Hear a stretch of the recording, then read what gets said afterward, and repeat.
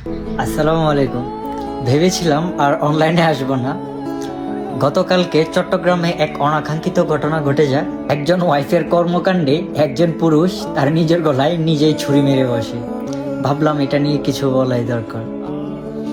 একজন পুরুষ তার সাধ্যমতো চেষ্টা করে তার প্রিয় মানুষদেরকে খুশি করার জন্য, কিন্তু চট্টগ্রামে নিউ মার্কেটে একজন পুরুষের তার ওয়াইফ তাকে নিয়ে মার্কেটে যাওয়ার পর তার সাধ্য অনুযায়ী সে জুতা কিনে দিতে চেয়েছিল তার স্ত্রীকে, কিন্তু তার স্ত্রী এই জুতো পছন্দ হয়নি, এর থেকে দামি জুতোর দরকার।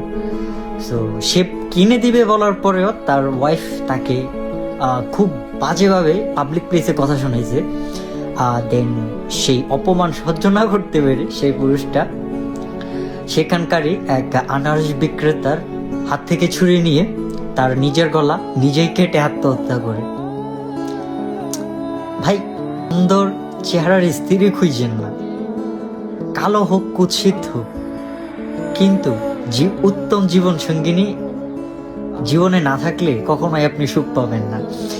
এই যে তার স্ত্রী যে তার কাছে আবদারটা করছে, সে কিন্তু জানে যে তার হাজবেন্ড দিতে পারবে না, কিন্তু তারপরেও যে সে আবদারটা করছে সেটা কি তার উচিত ছিল? আসলে পুরুষ চায় যে সবাইকে খুশি রাখতে, আফসোস পুরুষকে কেউ বুঝে না। সো জীবন সঙ্গিনী করার ক্ষেত্রে অবশ্যই ভেবে চিন্তা করুন যে আপনার জীবন সঙ্গিনী আপনাকে বুঝবে কিনা, আপনার সিচুয়েশনে আপনার পাশে থাকবে কিনা। ভালো থাকবেন। আসসালামু আলাইকুম।